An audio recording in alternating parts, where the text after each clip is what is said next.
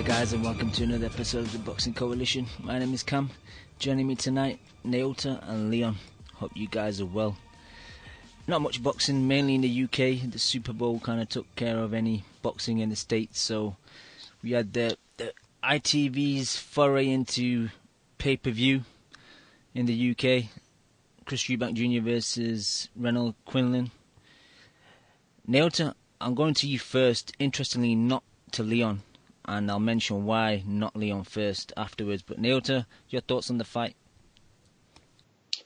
Well, I mean, overall, Eubank, in spite of the fact that he had a guy that was pretty much made to order for him in front of him, you know, the guy for the IBO world title at super middleweight. I mean, I thought Eubank looked pretty good. He looked like he pretty much always does. He was able to pretty much do whatever he wanted in there. This didn't really answer any questions lingering about Eubank that we might have necessarily in terms of his overall ability and style. You know, he went in there, he showed off a little bit, showed off his hand speed as he's prone to do, showboated a bit. He was pretty much able to do what he wanted, though. Eventually got the stoppage over Quinlan. I mean, I thought Eubank looked fairly solid. I mean, just generally speaking, insofar as what we've seen of him before, I definitely still think that he's a pretty high-level fighter. You know, even at super middleweight, he could probably give a lot of those guys trouble. I'm not necessarily ready to crown him as like an elite fighter necessarily at super middleweight, similar to where he was at middleweight. You know, I still think the very best guys there probably beat him at the moment. He could still use a few things to correct and sharpen up certain parts of his overall game. But I mean, otherwise, he looked good. He looked solid. You know, he beat down an opponent that he was pretty much supposed to beat down, and that's all there was to it. I was quite disappointed with Eubank's performance. I thought at times he was sloppy. I don't know if it was the, ring rust from being inactive for him. I think it was about 8 months, which is quite a lot for him because he's been quite active since he turned professional. Or just maybe taking it easy on the elbow injury, or I don't know. Maybe the hype got to him kind of headlining his own show. It's kind of a biggish event in the UK, pay-per-view, ITV, terrestrial TV channel, but on the pay-per-view platform. So, I don't know. I thought he was leaping in with those left hooks quite a lot. All Quinlan was doing was just stepping back and just making him look kind of foolish. And I'm going to get into Ronald McIntosh and my boy Richie Woodhall later on, because I thought on majority of the card they were pretty poor, and the commentary was poor, but I'll get into that later. But yeah, Eubank, one interesting thing Quinlan was doing, he was kind of stepping in with the counters or his own 1-2s, and Eubank was doing the same, and Eubank didn't really adjust. He kept doing the same thing, and they were both kind of sitting on each other's chests, and the shots were kind of either running towards the back or kind of smothering themselves. And I thought, Eubank, you're seeing this guy step in, so why don't you not step in and just let him walk onto your shot? And Quinlan had hell of a chin, man. He took some shots, but he didn't really offer much coming forward. He was quite basic. I'll give him props, though, because last week I thought he'd probably get iced quite quickly, man, but he's shown that he's a tough dude. The fight perhaps could have got stopped a bit earlier, because there was no chance of him winning. He kind of just took a sustained beating towards the end of the fight before it did get stopped eventually. But yeah, super middleweight, maybe it's not really the place for him. Maybe going back down to middleweight, because I don't know if it is a thing about his powers not doing anything at that weight, or just Quinlan having a super chin. It'd be interesting to see him against another, biggish super middleweight if he does defend it, and which it seems like they are going to do. It'd be unlikely that they're going to drop the belt now and go back down to 160, considering they spent all this time hyping up the IBO title. But yeah. Well, generally most fighters they tend not to go back down unless it's just really that easy for him to make the weight. And Eubank, it doesn't strike me as it been especially easy for him. I mean, he doesn't necessarily look like a huge guy to be making middleweight, but most guys tend to be bigger than where they're fighting at, and I wouldn't put him as an exception to that. Yep. And that's my overview, really. And just going back to Leon, I mentioned at the top of the show that his view is interesting because, Leon, you didn't actually watch the fight and you chose not to. Obviously, there's copies out there. Our boy, Davey Boy Essex has got it up there, but you chose not to watch the fight. Yeah, I can't, be involved in this cynical shitfest that was that card and what I'm perceived to be a big enough Eubank fan as it is, so watching that shower of shit wasn't going to help my reputation on any level. But yeah, I just think to be on pay-per-view is just fucking horrendous. It's just another cynical money grab to just try and take a few more pounds off some boxing fans. And the thing that got me, that there was people out there on Twitter, I was watching them crumble and buy it. And, and after kind of weeks and weeks of people moaning and complaining about it, there seemed to be a lot of people taking some horrendous L's out there. But Leon, about quarter to 8. Leon, Karma got those mofos though, some of them anyway, with the blue screen of death. Exactly. Well, yeah, exactly. Yeah, I'm glad they got that. But I just think it's just that you're saying he stays up there. I don't see what he does at that division. I just think he should be back down at 160. And if he'd fought Ryder on terrestrial TV, not pay-per-view, I'd have had no problem with it. It's just hyping up the belt that means nothing and then charging people for it. It's just fucking horrendous, really, isn't it? I think they're funny and I've always found them amusing because they make people angry, which I think is a great quality in people. But I couldn't put my fucking name to this shit. So I chose not to watch it fucking at all. Because he knew what was going to happen, We knew that he was going to win that fight. And now he's fucking wandering around fucking nightclubs with that fucking pikey belt on. I mean, it's just... Yeah, it doesn't look good, does it? The IBO belt is an ugly-ass belt as well. But if you're in a nightclub with it, and I saw a picture of Quinlan, whatever his name is, at the end of the fight, there wasn't a fucking mark on him. Yeah, I saw a picture of both together, and it looked like they just not a mark on him. They just been out clubbing or something. Yeah, so That's true.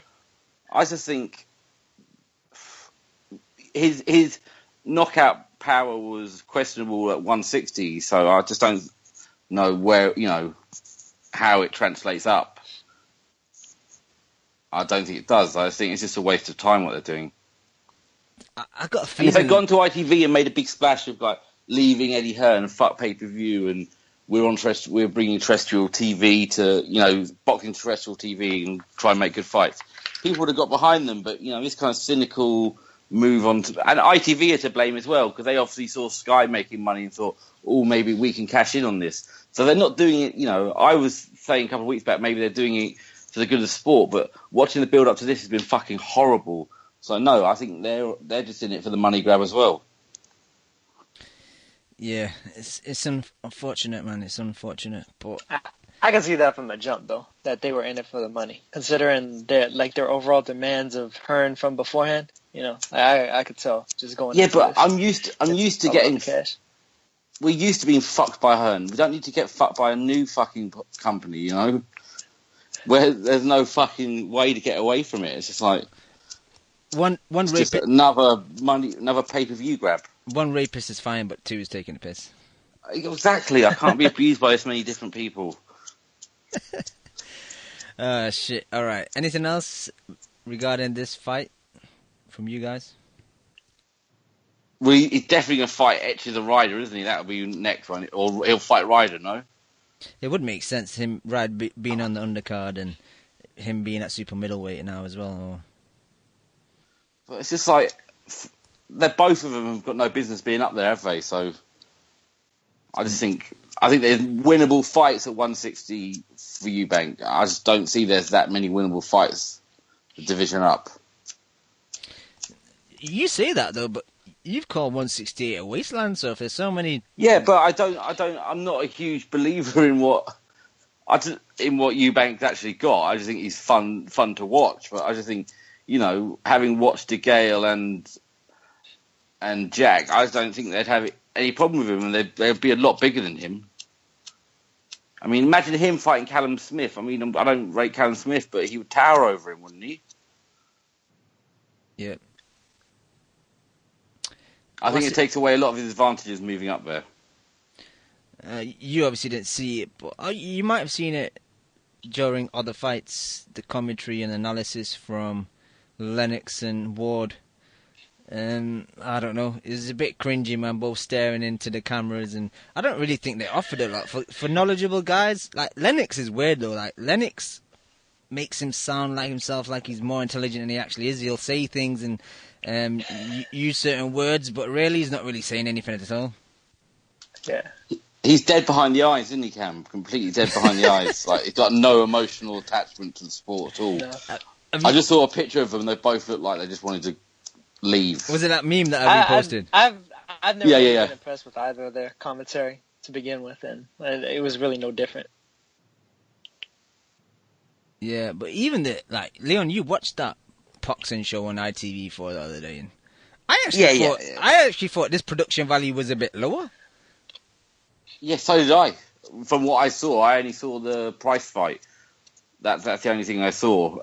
But I mean, some of the stuff they did in the build-up was kind of well put together, but it was just, yeah. You look back on that boxing show from before, and it was worse than I remember it. Probably how much they were pumping it up for this pay-per-view fight. Yeah. So is that what it's going to be? These little shows building up to more pay-per-views. I mean, I think the numbers will be good.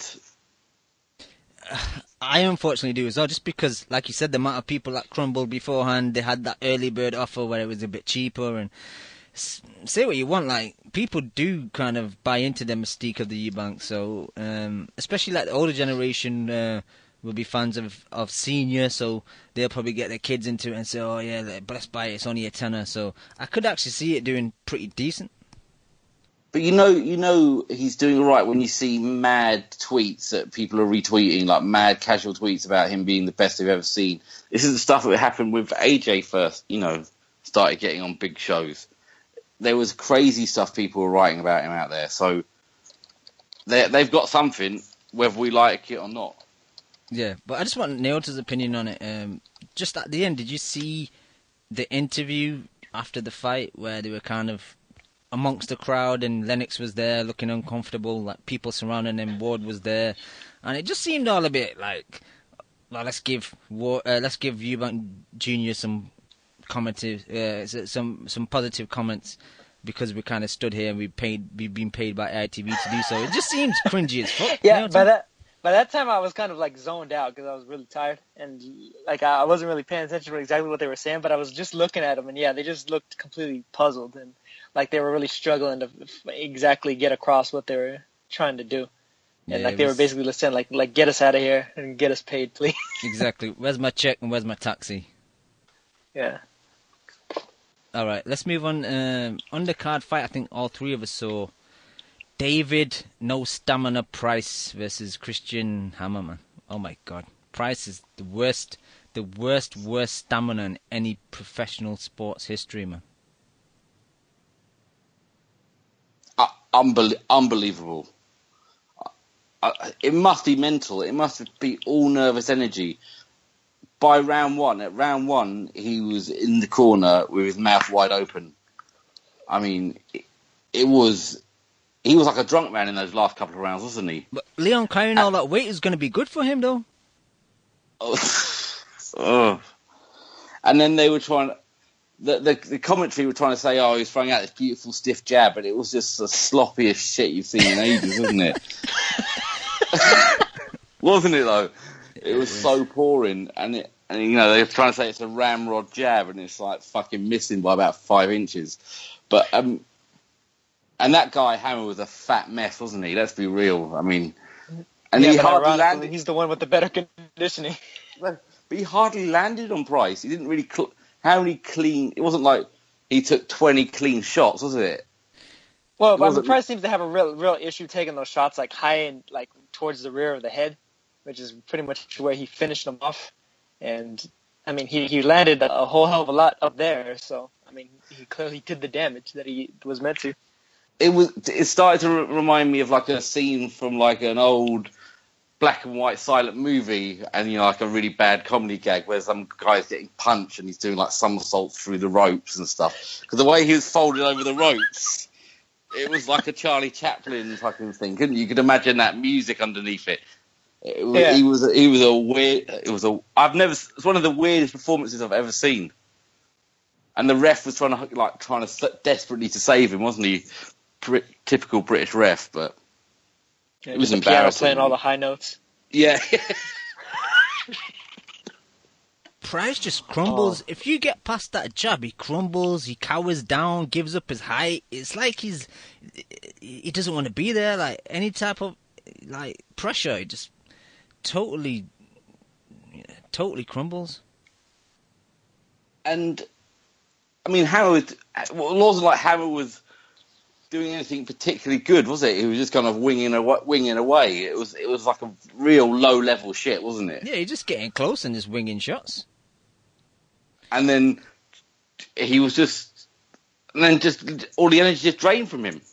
It was just so weird. It wasn't like Hammer was the bigger guy leaning all over him. He seemed to lean on Hammer and get more tired than Hammer did. I don't even think Hammer expected to win. Sucking the power out of him. Like I don't think Hammer expected to win, because if you see his reaction when the fight was stopped, he was like, "Oh shit, I've won, fuck." He's probably like, like halfway through the fight now, this guy's fucked, isn't he? This guy's shit. He's fucked. He was in disbelief of how easy it was. But I feel like it wasn't even enjoyable.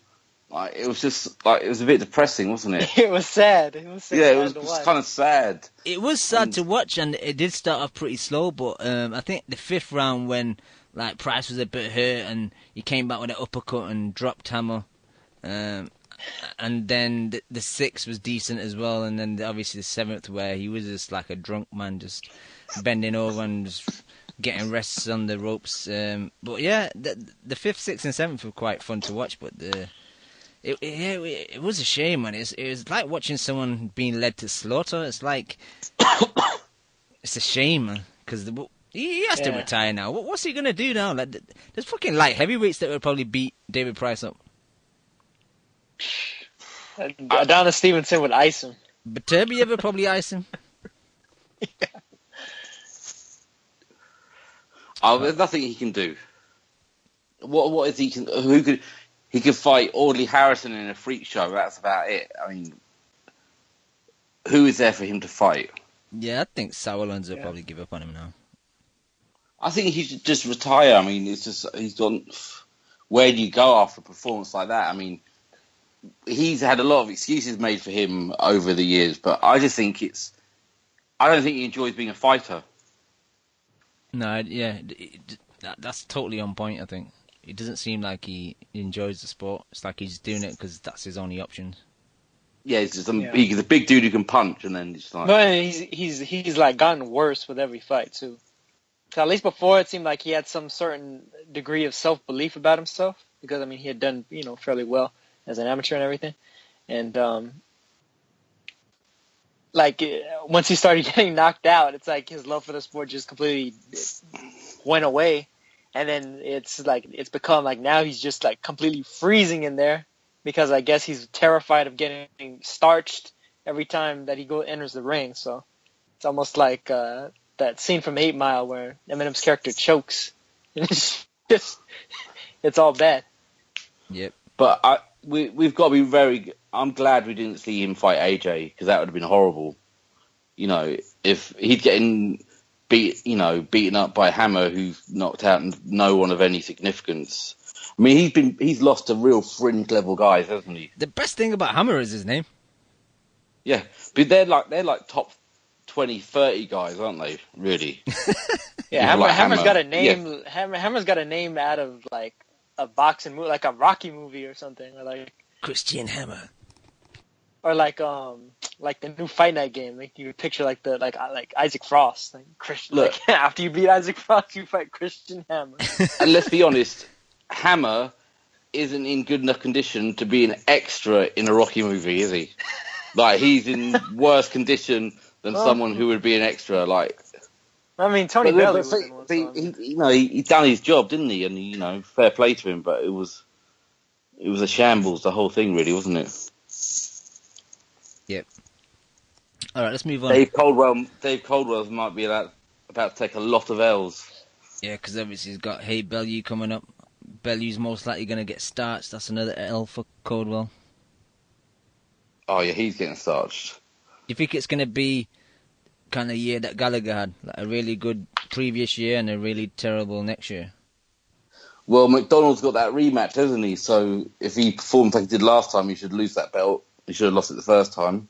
He might step up though, so he might just give it up, So we'll see. All right, let's move on. I think I'm only one of the three that watched it. So Adam Etches versus John Ryder. I thought it was a decent fight. How Richie Woodhall had it so close going into the final round. I think he had it a draw going on into the final round.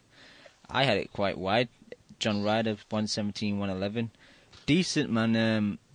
Etches was good with the straight punches, jab and the backhand, but a lot of the times it was landing a bit short, and Ryder's head movement was pretty good behind the shoulder rolls. Ryder being a southpaw, he just had his chin tucked behind it, and he was just bobbing and weaving and making Etches miss a lot. And for some reason, Etches had no answer to the right hook, man. Most of the time, Ryder was just throwing a counter right hook from the southpaw position, and Etches just kept getting caught with it all night. Did nothing to actually fucking change the effect of it. Didn't keep his hand higher. Didn't maybe step out and try and counter it. Just a weird performance from Etches, how he didn't manage to adjust. But there was one round, I think it was a fifth, it was really good. Etches came out for the first 30 seconds, putting pressure on Ryder, and Ryder just basically went beast mode on him, hitting him with a kitchen sink, right hooks, left uppercut, right uppercut. It was if you watch it, Leon, if you go back and watch it, that fifth round was awesome, man.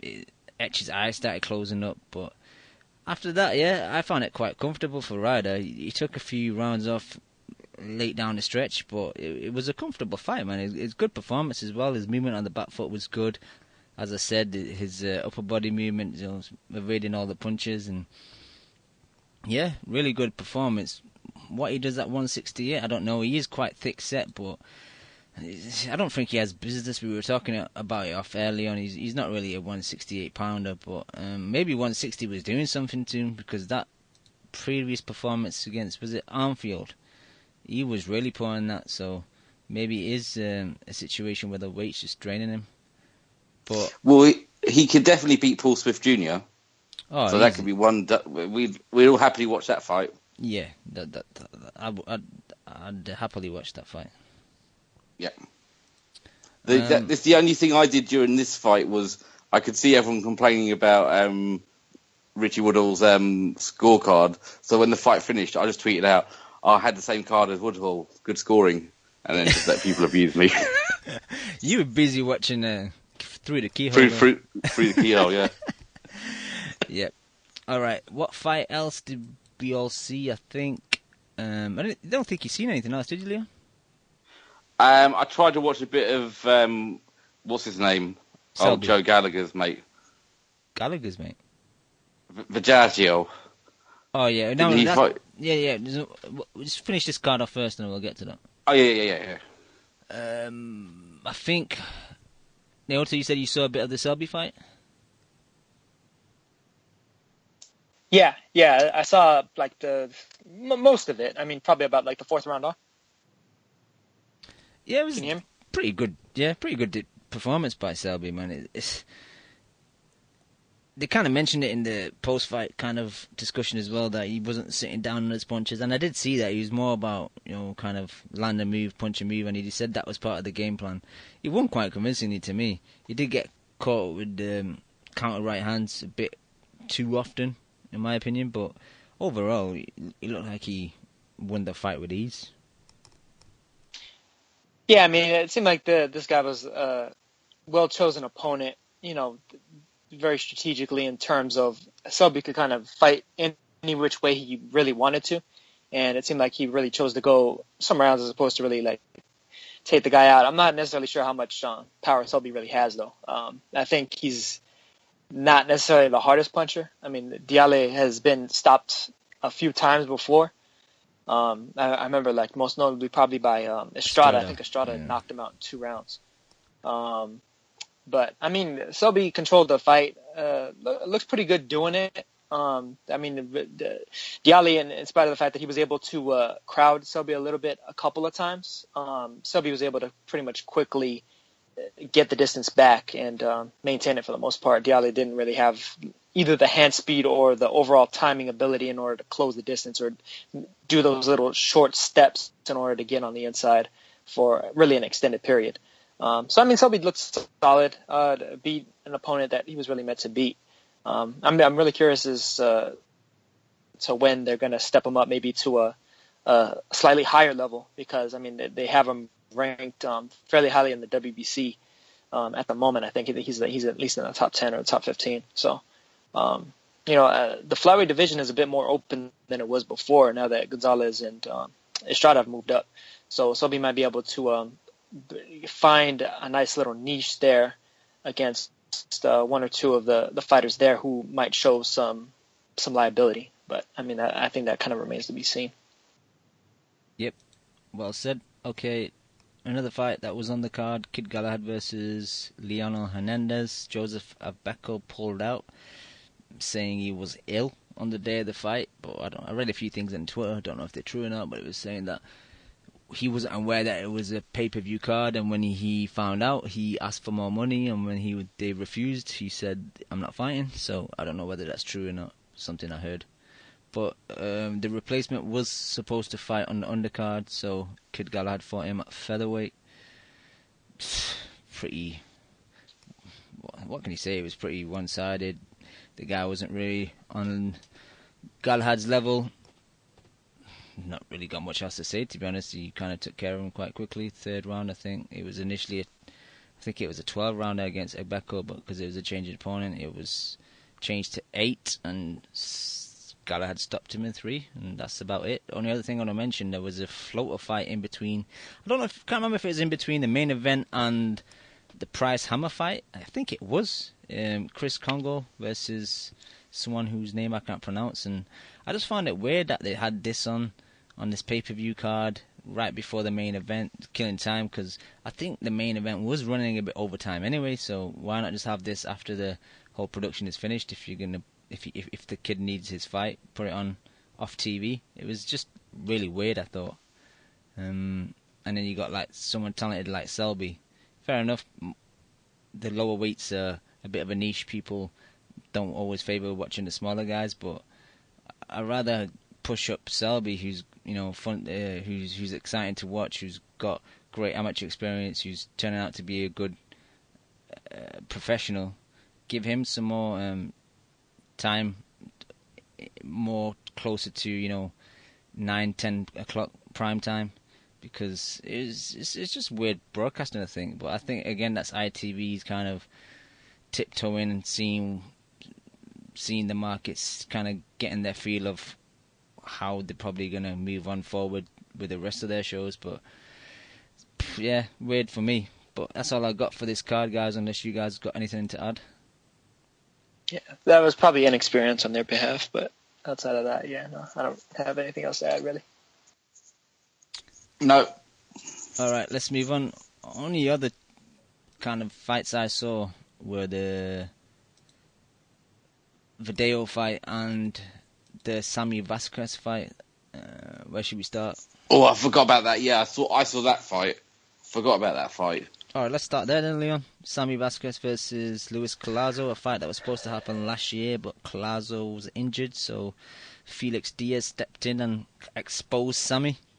But they've made this fight last week, and not another good result for Sammy once again. But a good fight, Felix though, Diaz, wasn't it? Yeah, Felix Diaz exposed Sammy. Luis Collazo exploded him. He sent him straight to hell, didn't he? But it was a good fight, wasn't it? Yeah, it was. It was a very good fight. I mean, just you can't get much of a better matchup between two southpaws. Normally, it tends to be like real awkward because they don't really know how to fight each other. But with this one, a lot of punches thrown and constant action. No, and almost zero defense because Collazo was getting landed on, wasn't he? Even when he knocked him out, he was getting landed on. Yeah, right before the knockout, he was getting hit with combinations. Yeah. But it was a bloody good fight, and that was pretty vicious, wasn't it? That knockout. Yeah, it was nasty. I mean, I don't think Collazo's ever landed a sharper punch than that. No, he landed in the fetus position, didn't he? Yeah. Like, it was pretty brutal. He folded him up. But yeah, it was a good fun fight, and I don't know. Maybe that proves that, Collazo was a decent fighter at some point, so maybe, class is a bit permanent, right? Yeah, you don't lose that and power. Vasquez, and maybe Vasquez was just never meant to be, I think there's a lot of people they wanted him to be successful, didn't they? But, yeah, not looking good, really. Yeah, he had a good story and everything. Yeah, I liked him. At least a nice little following and everything. But yeah, just and a fun fighter. There's levels to this, as they like to say, and he got leveled off basically. I just don't understand his game plan though, because when he was on his toes and he was boxing Collazo, he was doing really well. But then he decided to start standing there and trading with him, which was totally the wrong thing to do with Collazo, man, because he still got that power. And was it the third round when he hit him with a left right and he just dropped him? You would have thought that Sammy thought, you know what? Maybe I shouldn't trade with this guy. Maybe I should just go back to the boxing and moving. But then again, he started trading with the dude, and don't hook with a hooker. Well, generally that's how you beat Collazo. When you go in there and try to fight on the inside with him, he's really a crafty fighter. But every time he found that out. Yeah, every time he stood his ground, Vasquez got landed on, didn't he? Yep. Every time he planted his feet, he got hit. Yep, and it was a brutal knockout, and I don't know. It's still early, man. We just got into into February, and we've already got some really vicious KOs. It's crazy. Real vicious. I'm not sure if you guys saw that one that I put in the chat too before he came on. Yeah, was it Montiel's? Do you say nephew? Is it? I think it's his nephew, if I remember correctly. Yeah, he got starched. Yeah, he got starched. That was on EN Sports Card on Friday with this guy Jaime Munguia. Is a welterweight prospect. A lot of knockouts, and yeah, he laid him out face first. That was pretty ugly. Yeah. Anything else regarding Collazo? Like you were saying, Leon, that he's got a good story. They kind of put weight behind and tried to back him. I know they were doing shows, hometown shows and stuff, and he seemed to have a good following. But they're going to try and rebuild him, or just kind of feed him to prospects now? You got to be honest. Like, that's a bad loss, because the fighter that this guy lost to Khan how long ago now? Good thing. Although he gave Furman a good fight, didn't he? Yeah, no, he did. But I don't know what he does. Like Where did he go either? Yeah, one of the things. Guys that fight on the inside with Collazo, they can get jacked up.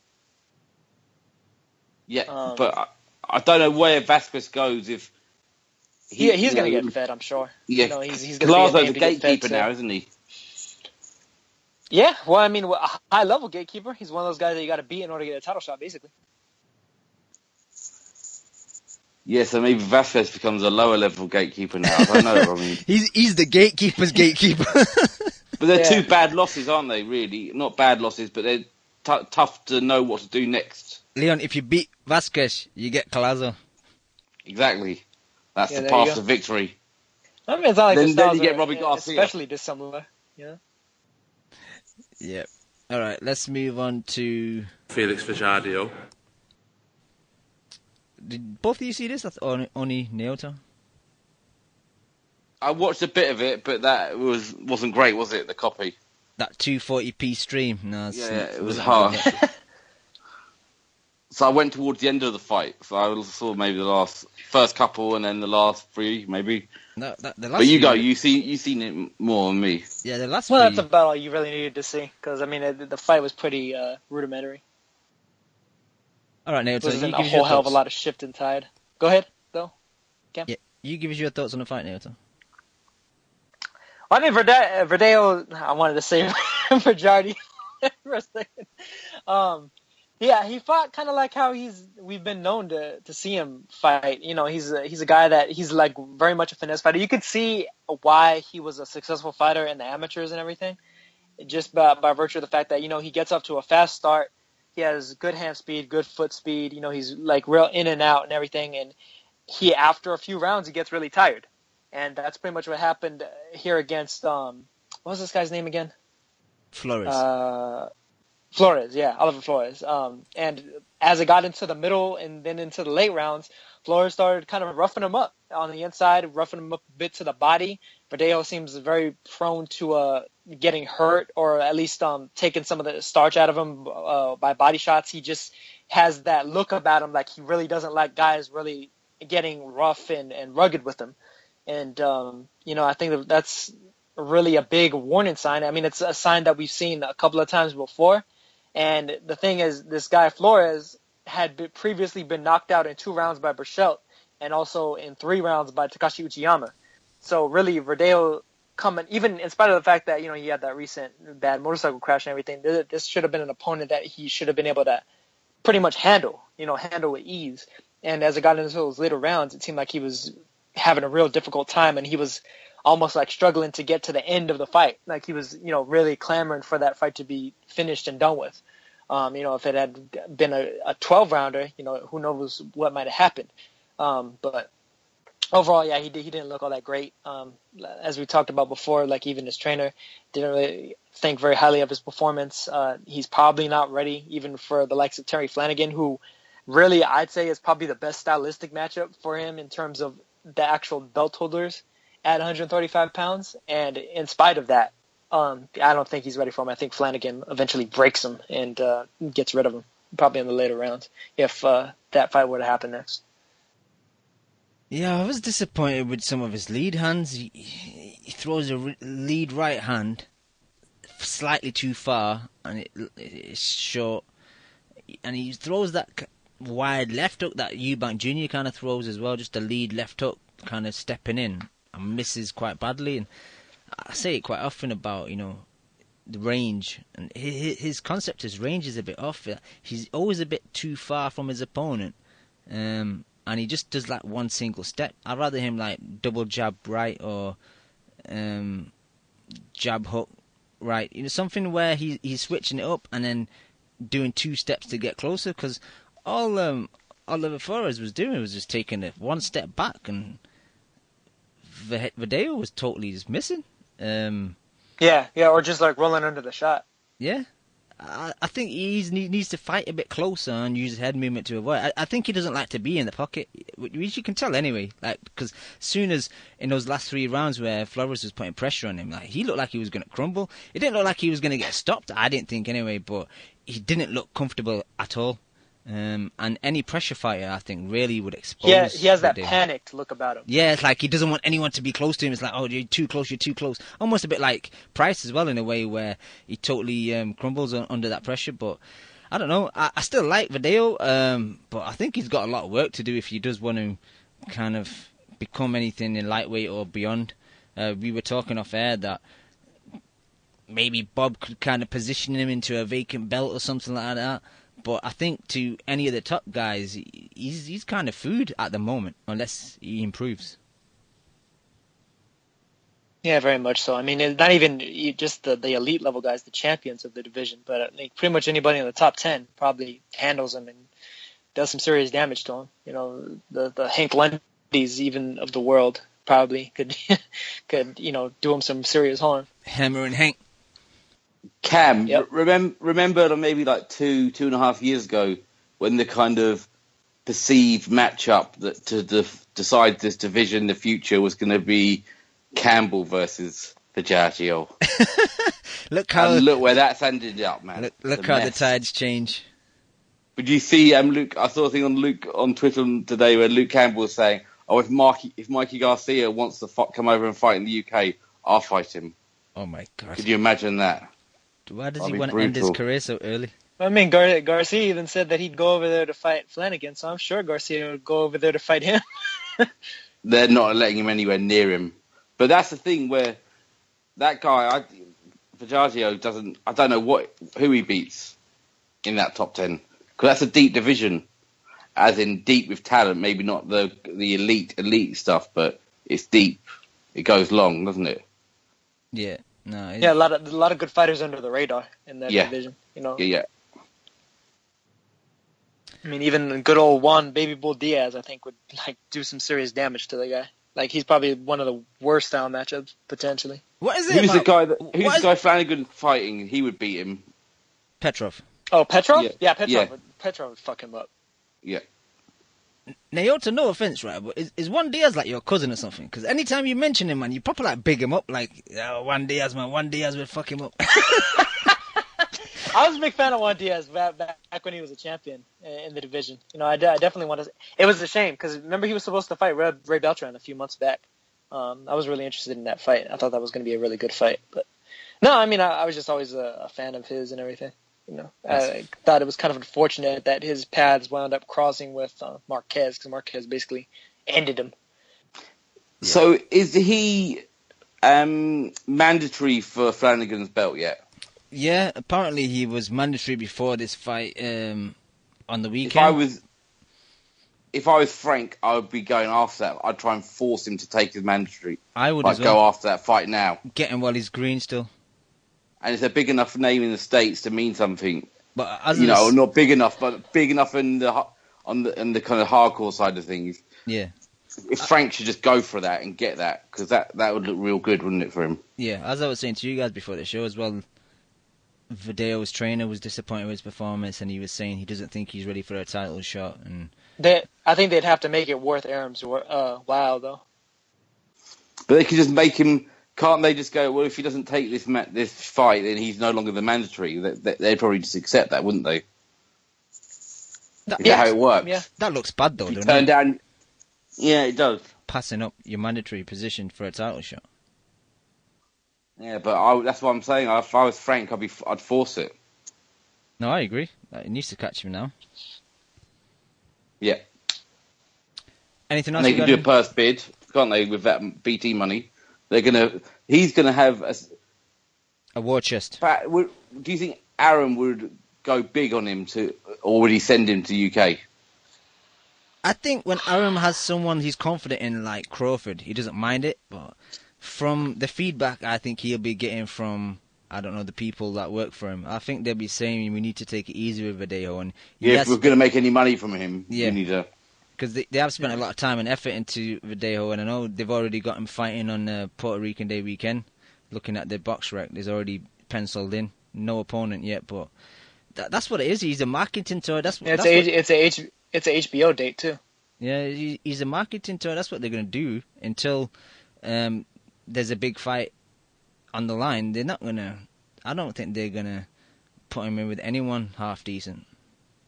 Yeah, it's risk versus reward. They're gonna try and cash out on him with the biggest possible name, and then also try to get some options on whoever that name is if they don't already have him signed to Top Rank. Makes sense. Yeah, that's the kind of the MO, isn't it? Cash him out, but only if it's to someone that they own. Mm-hmm. All right. Anything else regarding Vergagio? All right, I'll move on. Not much news really. I was looking through what occurred during the week, and main news really was the Cotto Kirkland fight and card collapsing because Kirkland's pulled out because of a fractured nose apparently. I don't know, I haven't really got any thoughts about this. You guys want to add anything? Anne Wolf is a beast, isn't she? She's breaking the fighter's nose. She just bit slapped him. Just beat him up. No, I got nothing to say.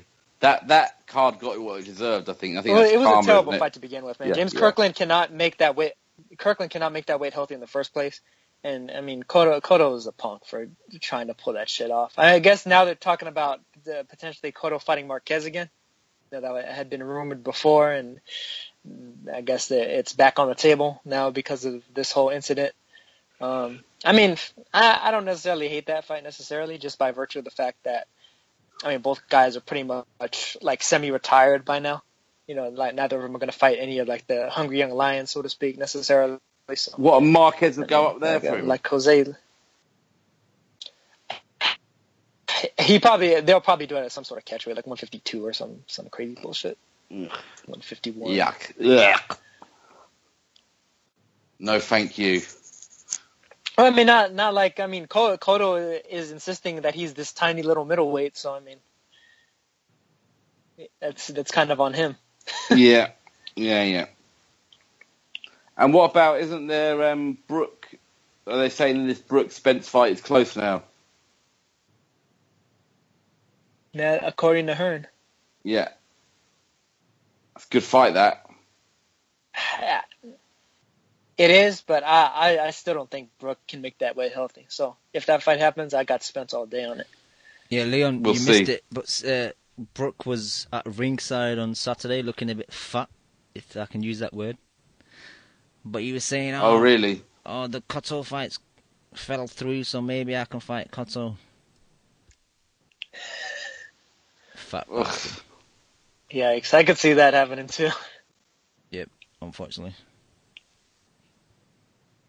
I mean, if he drops, like, he's going to fight Spence. He said he's not dropping the belt, right? So, I mean, if he does drop the belt, who cares? That's him done. I think he's going to drop the belt. I don't think he'll fight Spence. Yeah, well, I don't think so either. If done, anything, somebody like Cotto would be more money, and he wouldn't have to cut the weight, and who knows, exactly what Cotto has left still. I think it's an interesting fight too. I think Cotto's a probably easier fight for him than Spence. Yeah, I'd say so. Just from looking at the entirety of it, I'd say so. Yeah. And the Cotto fight is the perfect escape route because they can say to the crowd, well, Spence is not known, but Cotto is a worldwide star, so we've had to drop the belt to move up because Cotto's not going to fight below 140, 153 or whatever. So the way that he'll kind of wing that and feed it to the public, man, it's perfect. It's easy to do.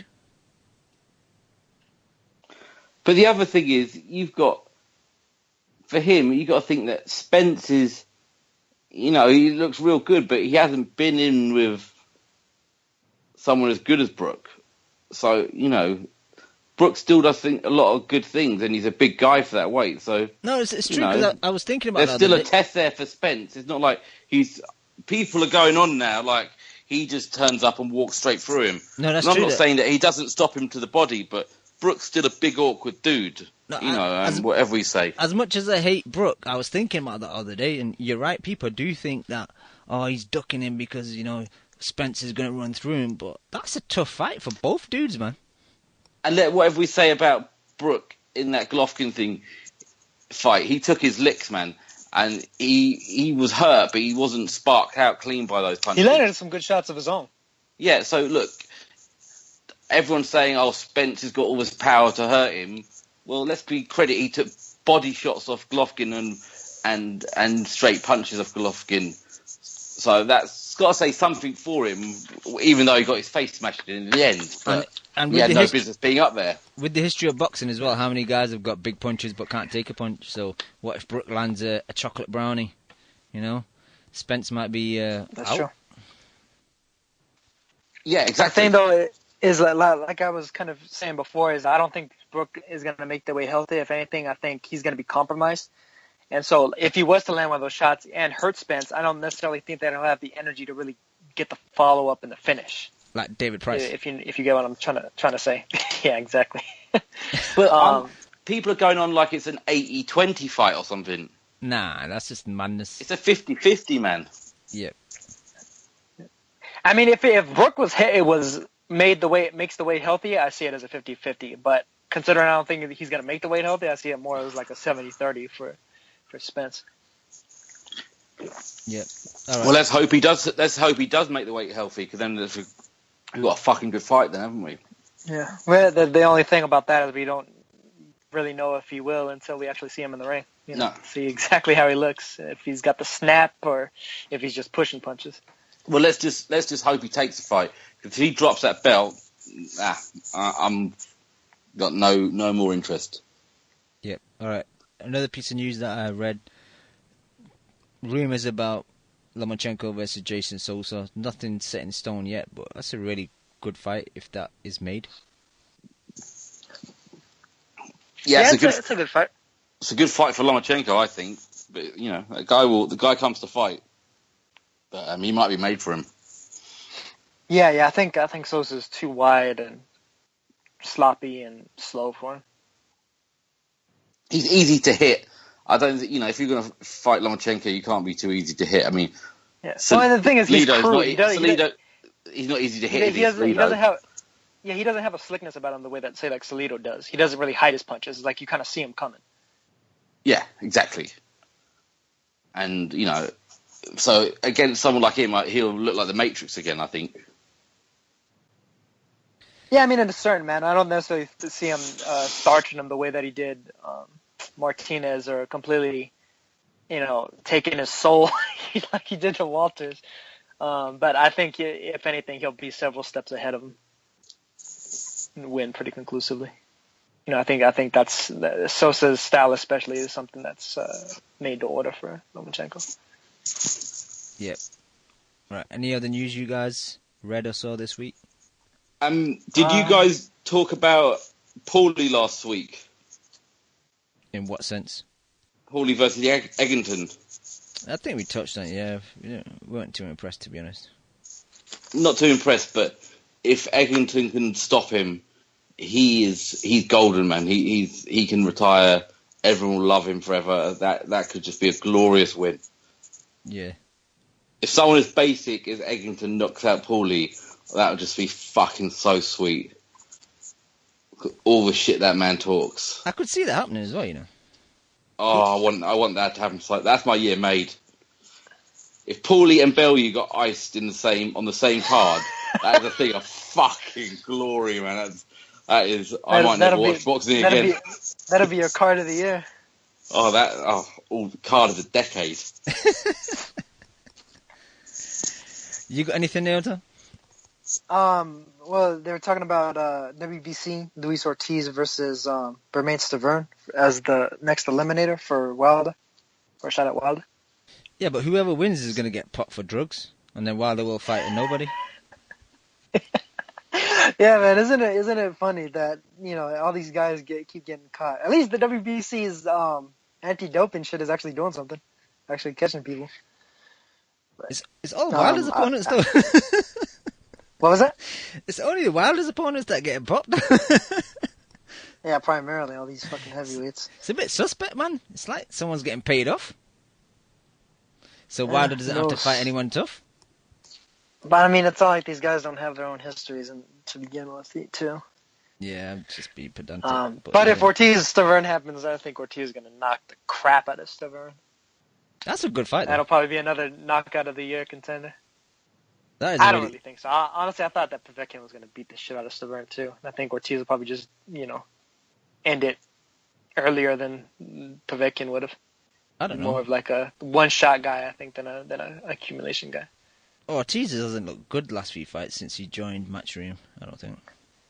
Yeah, but I mean, it's really against guys that are trying to move around and shit. Stiverne is like, he moves like he's in cement. And let's be fair, wasn't Stiverne's one of his last fights him getting dropped off TV on some undercards? Yeah, he almost got starched by Derek Rossi. Exactly. I mean, this guy is not fucking on Murderer's Row, is he? Leading up to this fight, so. No, that's fair. But however bad Ortiz has looked, he hasn't looked as bad as that shit. Oh, no. Stiverne's work rate makes Luis Ortiz look like Henry Armstrong. I agree with you guys regarding that, but I think like David Allen doesn't move about a lot, and yeah, he's got a granite chin, but Luis Ortiz did mess about for 7 rounds. Like he could have done a bit better. I thought he did.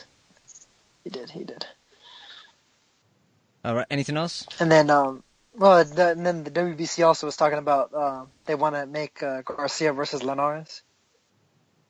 Mikey. Yep. That'd be a great fight, man. I mean, I think it'll be a great fight until Garcia wrecks Linares and lays him out. I think he eventually will, but I was talking to Dan on the weekend, and one thing Mikey hasn't got is the best footwork, man. And if you can make Mikey chase you and you can kind of pick him off while he's trying to chase you, then I think you can have some decent success. And I think Linares early on might be able to do that. I think he'll eventually get caught, but He's good at evading. So I think it's a decent fight for maybe 6-7 rounds. Yeah, no, because I could see that. I could see Linares getting off to an early lead, winning like 4 rounds to nothing or 3 rounds to 1 or something, and then boom. And then getting folded like a deck chair. But we're jumping the gun though, because $1 million Corolla might win the. No, he's not going to win it, is he? Come on. No, he's not looking that, man. But Mikey looks devastating, doesn't he? I mean, that was something else. I was on last week, but that was a thing of fucking beauty, wasn't it? Everything he did in that, he didn't put a foot wrong, did he? He was punch perfect. Nah, I mean, that was a perfect fight. Yeah. I mean, he looks scary good. Yeah. Yeah, I forgot, Leon. Actually, we not had your opinions on that Showtime card.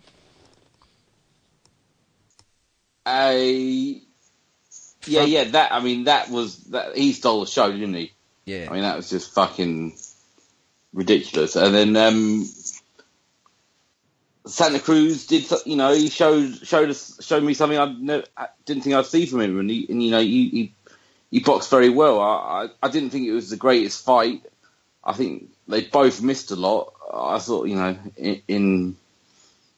Frampton was loading up as well, wasn't he? I think he was really trying to knock him out, but Frampton was Santa Cruz was impressive. Neutralised him really, didn't he? Yeah. And did you catch that HBO card? Berchel versus Vargas. Yeah, I saw that main fight. That was, that fucking brutal, wasn't it? Yeah. I mean, they were... Well, I mean, it was competitive, but then it started to get a bit like, oh, he's taking some fucking unnecessary shots now, isn't he? Yeah. But yeah, that guy's impressive. Berchel, yeah. Neota picked up. So who could Berchel fight? Who else could he? Who is there for him? He'd get that Lomachenko fight at some point, couldn't he? Yeah, I think. Well, I mean, he tried to get it before. It didn't happen. I think Miura. Because he was the WBO mandatory. I think Miura's before he got this fight. I think Miura's Berchel's mandatory at the moment for WBC. So. Oh, I'd watch that. That'll probably happen. That'd be fun fighting until Miura gets starched. I think Berchel's gonna knock the crap out of Miura, though. I mean, Berchel, he seems to have a far from him, isn't it? Miura's been in some wars. Berchel's style is very similar to Vargas's, except better.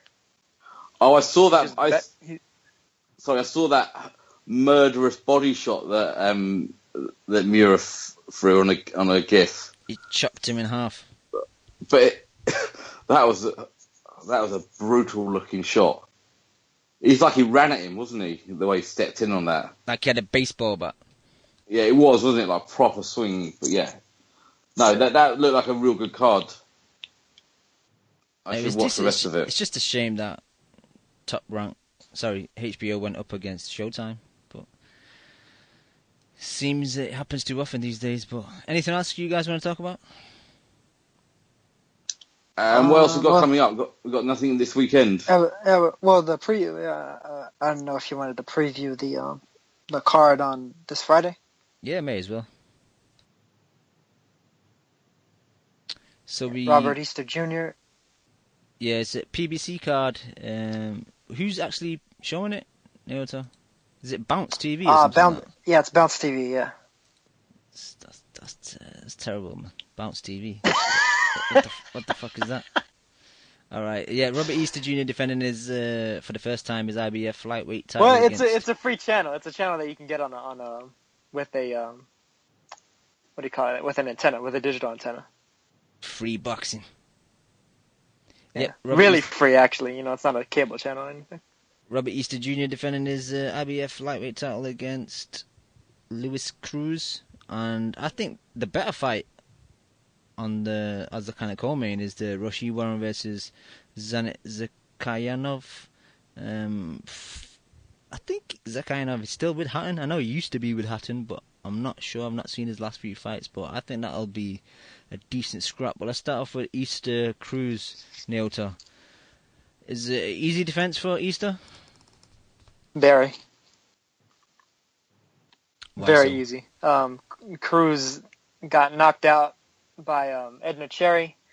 had a draw against Ivan Redkach.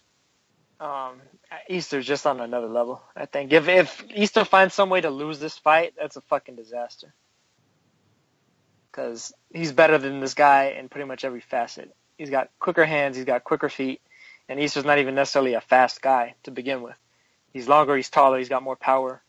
I think he has pretty much every conceivable advantage. So But he's athletic. Yeah.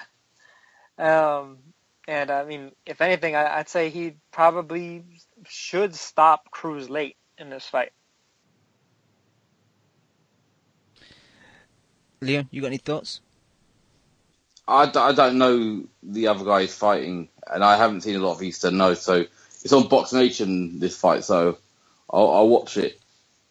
I don't think I've seen more than one fight of Easter's. It's just that Rich Kamei fight. Yeah, that's the one I've seen. Yeah. This is like a victory lap fight for him, basically. Celebration. Yeah, homecoming kind of thing. But yeah, I've seen Luis Cruz before. I saw that Cherry fight. He's quite flat-footed.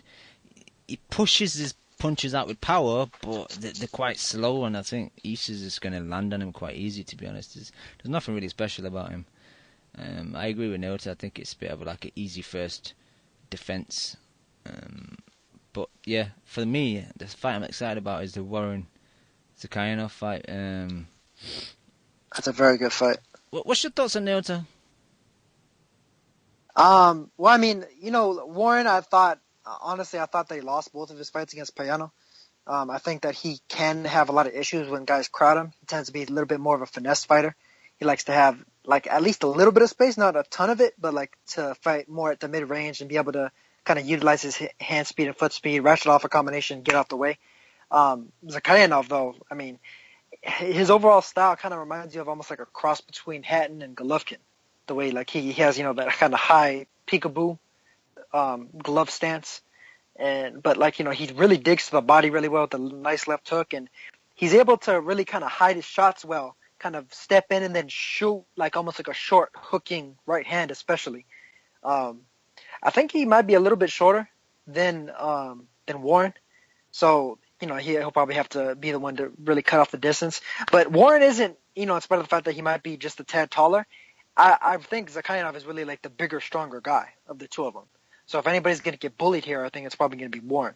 And I think Zakayanov is probably stronger than Payano was as well. Payano was really more of like a high volume kind of pressure guy. Zakayanov is really a bit more of like a boxer puncher pressure guy. So really, I think this is a really tough defense for Warren. I mean, I think it's going to be just really difficult for him overall. To me, it's kind of lingering towards a 50-50 type of fight, especially if Warren isn't able to change up enough things. He tends to be kind of predictable after a few rounds. He kind of does the same thing over and over again. But it's just that he's really quick, so it's really just a matter of being able to catch up to him in order to be able to time him and some of those things that he does the same over and over again. But Zakayanov isn't really a slow guy, so I think he might be able to catch him. And this could be potentially a bad overall style matchup for Warren. Yeah, Zakayanov, I seen him. The first time I saw him was a Box Nation card in Sheffield against Kareem Ghaffari, and he had a really good stoppage with that in that fight. Really kind of highlight real knockout. I've not really seen him after that. He's kind of fought different countries, Belarus, he's fought in Australia, Bulgaria, and Monaco, and he's been inactive. That's my only issue. His last fight was November 15. Why? Probably because he's with Hatton, and Hatton's not a businessman, and he can't do many good things when it comes to the promotional side. But as you said, he has got that Hatton-esque left hook to the body. It's beautiful, and beautiful right hook to the body as well. And yeah, he's like a come forward kind of seek and destroy. And my issue with Warren is that he's got those low hands. When he pulls back in straight lines, hands low. If Zakayanov can kind of step in and do those kind of not leaping, because he will leave himself to open to counters, but like those kind of like step in left hook kind of to the head, I think he's going to be able to catch Warren pretty clean and pretty often.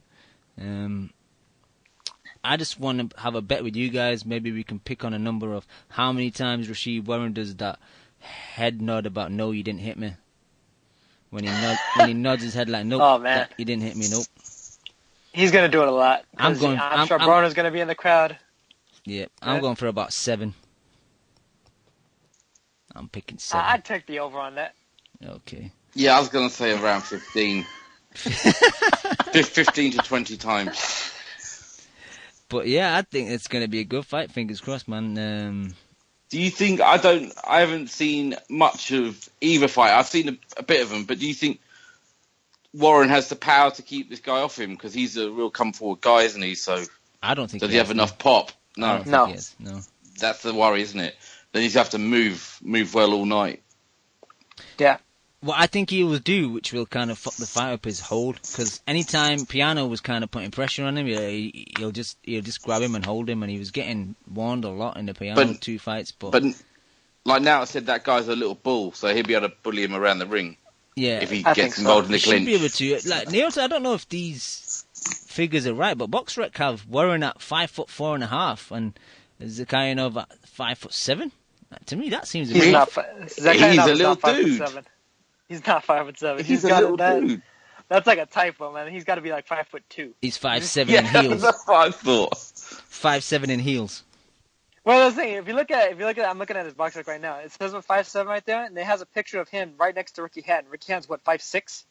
Hatton is at least 3 inches taller than him. Yeah, but Hatton's wearing high heels. Perhaps. Nah, Zakhayanov he's a little guy. He's a short guy. But that's the thing. Warren, like as you were talking about with regard to him pulling straight back, primarily where he had his success when he was an amateur was as a light flyweight, as a 108-pounder, or 106-pounder even. You know, him at bantamweight, he doesn't have like the physicality to be able to bully these guys around. Like like I said, I thought he lost both fights to Payano. Unless Warren is just head and shoulders above his opponent, just in terms of overall ability, entirely, against guys that are really legitimate bantamweights and such, you know, with you know some real strength to them. I think he's not going to do so well, and so I think that this is the type of fighter that he probably shouldn't really be fighting. But you know, I think that's going to be what makes it a good fight.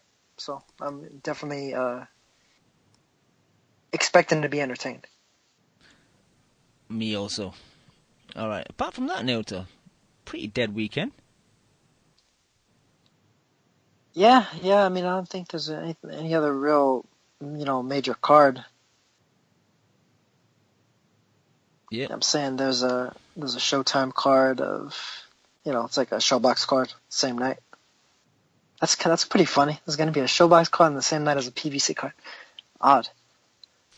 Yeah. And then there's a RingTV.com card down in Mexico, but it's just like prospect level guys, contender level guys, fringe contenders. Yeah, but yeah, it's pretty dead weekend for the most part. Yeah. I don't know if you want to preview the next week's show because I guess we weren't gonna have one next week. Let's preview like the whole February.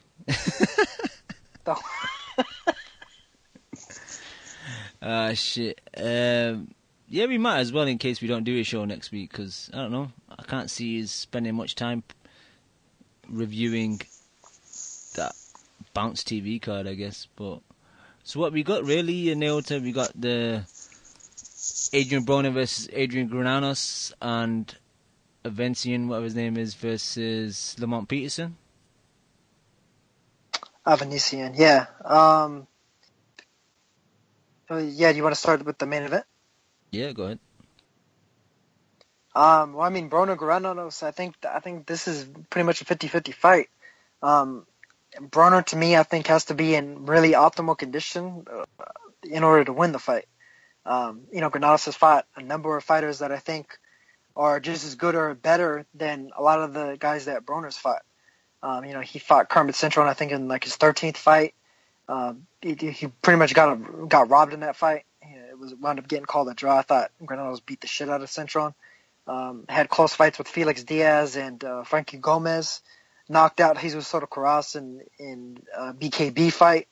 He's really a good fighter. Of course, he had the big upset victory knockout win over Amir Imam recently. And overall, I think that Broner's style really looks a lot like Imam's. Although I think Broner tends to shoot sharper shots up close. I think he's a little bit sharper than Imam. But I don't necessarily think that he has the same level of power that Imam does. So it's like a bit of a trade-off. And, Imam, of course, was able to hurt Granados early on in that fight. Really, I think it's going to be a matter of if Broner's able to hurt Granados to the body on the inside and be able to kind of beat him to the punch with his hand speed on the inside, or if Granados is able to get Broner up on the ropes. Because if he's able to get Broner up on the ropes and swing those wide shots, especially that kind of wide right hand up high on the head, I think Granados might wind up knocking Broner out too. But I mean, like I said, I think it's an even fight, potential fight of the year fight between these two. I think it's going to be a lot of action. And I think it's really going to be a two-way fight all the way up until either a decision gets called or one of these guys gets knocked out.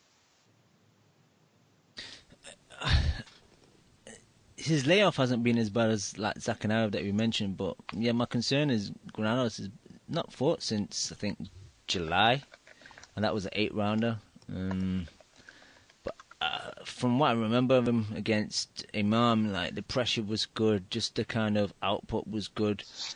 But yeah, it depends on how Broner's kind of treated the fight. If he's in shape, if he's just spent the whole camp fucking getting down to weight and not really concentrated on tactics and shit. So it really depends. I'm not too high on this fight, to be honest. I'm not a fan of Broner, so if I could see Broner getting stopped, I'll be happy. But I don't really get much fun in watching Broner. I think he's a guy that just kind of clowns the sport, and he kind of makes the sport look bad at times. So I'm not really a fan of guys like that. Leon, you got any thoughts?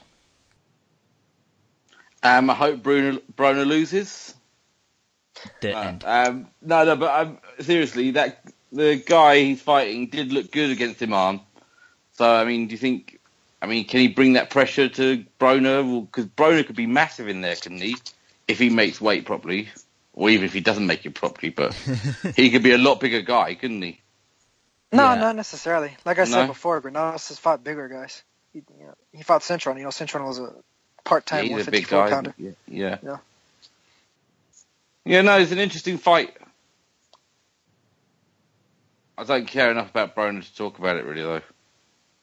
That's fair enough. Neota, Avanesian versus Peterson, the return of Lamont not being active that often. Did he even fight last year? I think the Diaz fight was the year before, was it not? I can't remember, to be honest. Yeah, he did. Yeah, it was. Yeah, he didn't fight last year. Yeah, I mean, I'm not sure if that's going to necessarily show in the fight. Avanesian didn't look all that impressive to me, even though he kind of beat up Shane Mosley. That was a shit fight, man. That was boring. Shane is really old. The thing is, you could see in that fight a lot of Avanesian's flaws. Flaws that I think that Peterson could really take advantage of. I don't think Avanesian is all that great. Up close, he's kind of a guy that just tries to kind of bully and kind of slug it out with you. But I mean, Peterson isn't really like a strong welterweight. He's really a guy that was more suited to light welterweight, where he was able to really bully people. I'm not sure if he's going to be able to do that at welterweight. So I mean, this fight might actually turn out to be more interesting than it otherwise would be. I mean, I don't really think that either of them are like elite welterweights or anything.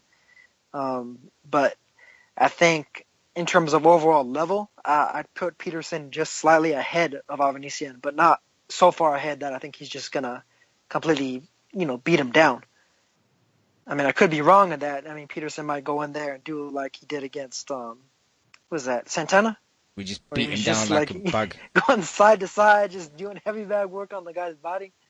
You might do a little bit of that against Avanesian because I don't think that the guy is, that good, as I said. But I think he'll at least get a bit of resistance. So we might see two guys in there that neither of them really have enough power necessarily to like knock each other out, but they have enough power to hurt each other a bit and at least make it fun. I've always been a fan of Peterson, even though the man in the hat in Washington did some dodgy shit and scored. You guys need to give that up, man. I remember that. No, but I've always liked him, man. I think he beats the shit out of Avianessian. I don't think Avianessian is that good, man. And he's got a name like a water brand. Like, drink some Avianessian.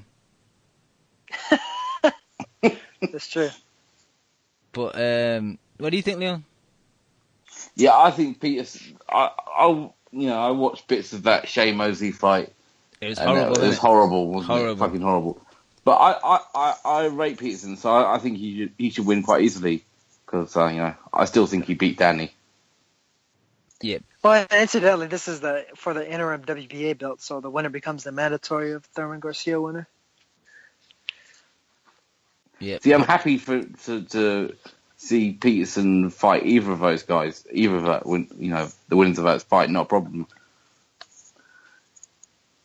Yeah, it's better than seeing Avanesian fight freaking Thurman, which is what Pe- we thought we were going to get after he beat Mosley. Yeah, Peterson-Thurman or Peterson-Danny rematch. Good fights, man. Yeah. But there's a third fight on that card that really intrigues me.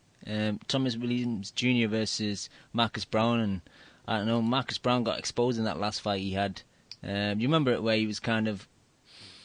he started off getting decent, beaten up. but he kind of got hit a bit much. He got dropped, and he was lucky to get away with a win. A lot of people thought he kind of lost it. He lost that fight. I thought he lost it, but his opponent kind of got robbed. It was on the Glowacki Cunningham undercard. Errol Spence versus Algeri was on that card as well. But yeah, I think he's gonna get starched by Williams Jr.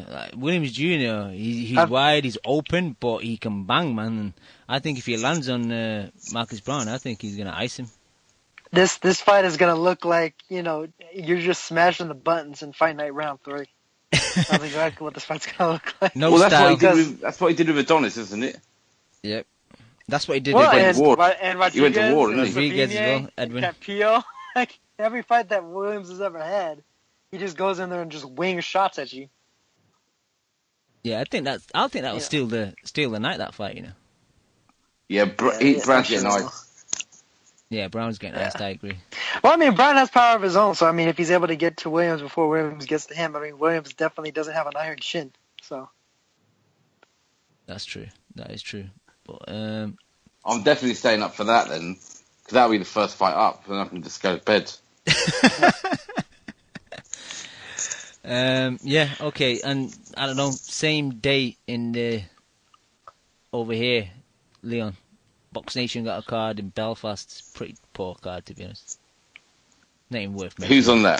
I think Paddy Barnes is his second professional fight, and Jamie Conlan's fighting for some WBC International Silver Super Flyweight title, man. These names are too long. Come on.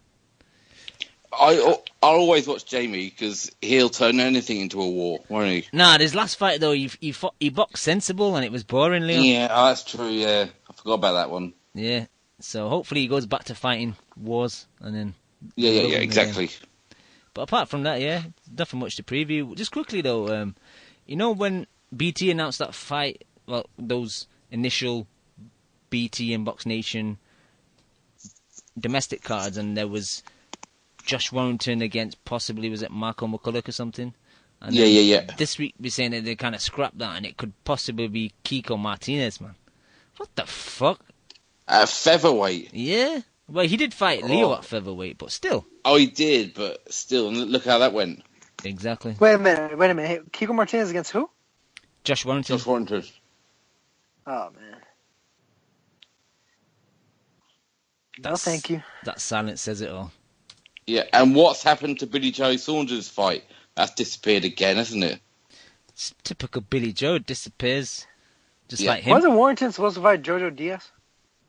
No, it's not. It's not 100% lined up, that one, I don't think.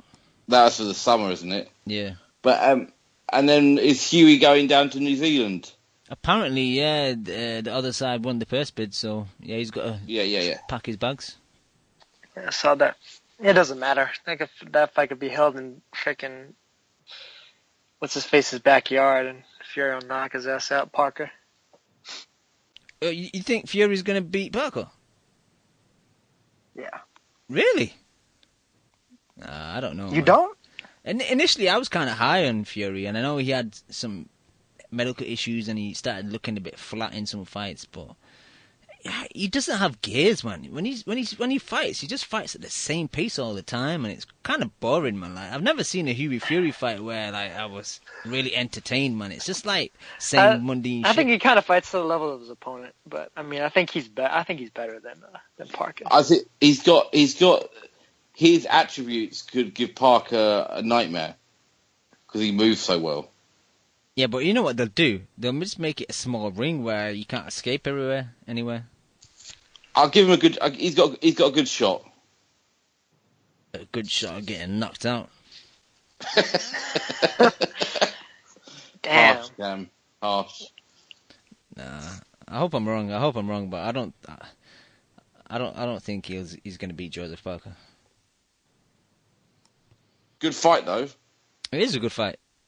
It is a good fight, especially with again BT Box Nation tie up. They'll have that on over. Well, actually, what time will it be over here, Leon? In the morning, won't it? That'd be crazy. Like 11 o'clock in the morning. Yeah. It'd be a Sunday morning actually. There'd probably be decent figures for that. No, it'll be Saturday morning. It'll be Saturday morning. Yeah, oh, it'll be there Saturday evening. Yeah. Actually, yeah. That's the kids. That'll still do all right, you know. No, it won't. Kids have the TV remote Saturday morning, Leon. So no adults can watch TV at that time. That'll be real early for me. It'll be like one of the Japanese cards. We know you'll be up though, Naota, you boxing fiend. Oh, of course. You got it easy over there. We live like fucking vampires over here and fucking boxing fans. Nah, but Leon, Bill. Well, I mean, it'll be like 3 a.m. for me, man. That's about about fucking time. What, once a year? Yeah, exactly, Naota. It's 3 a.m. every week for us if we're watching a card in the States. Leon, who's got it easy? Oh, you're such babies. Leon, who's got it easy? Bill, our mate Bill in New Zealand. Yeah. He watches like the UK cards at like 10 a.m. on Sunday, and he watches the US cards like 4 or 5 p.m. Man, he's got it easy. Motherfuckers. Bill never has to stay up for a fight ever. Bill hasn't got a bad back from sleeping on the fucking sofa every weekend. Shit. All right, guys. Anything else you guys want to talk about? No. Nah, that's pretty much it. I mean, Paddy Barnes probably shouldn't be fighting at bantamweight. I'll just say that. Too high. Yeah. He's tired of making weight, though. Same thing as with Rashid Warren, but I think worse for him. Worse? Interesting. I think Warren holds the weight better than Barnes does. Yeah, that's a fair comment. All right, guys, I'm done unless you guys got anything else. No, I'm done. That's it. All right, I want to thank all the people in the chat, all the people that download the show week in, week out. Most probably won't have a show next week. Return in 2 weeks. Peace. You just listened to the Boxing Coalition. Oh, dude, man, I love boxing. I fucking love boxing. A big shout out to the Boxing Coalition. You're a newbie. No, I ain't new, man. If my fucking next door neighbour became the #1 flyweight in the world, you know what I'd do? I'd fucking walk past the cunt. Derek, how you doing, bro? I was physically bun you, blood. I disagree. First time I hear the show, man, it was fucking badass. Vamos a Argentina, la concha de su madre. I see the bomb in them. I get home and she's like, what the fuck? Me and the kid are here. Why don't you get home and talk to us? I'm like, man, you guys don't know shit about boxing. Kel, how does it feel to be the new IBF champion? It feels great. Did we really dive into the black hole right off the jump? I think he's hiding glass. Just to play devil's advocate. You want 1 portion of crow or 2 portions of crow? Give me 2 portions with a supersized fries and a large drink, please. I can't stand you, what? I'm Scottish. Cringe side? But you won't brush Anthony fucking fat ass Joshua, would you? He's not fat. How about you tell us what you weighed for your final thoughts? My weight? Thank you for listening to the Boxing Coalition. We are live every Monday, 10 p.m. to 1 a.m. UK time, 5 p.m. to 8 p.m. Eastern.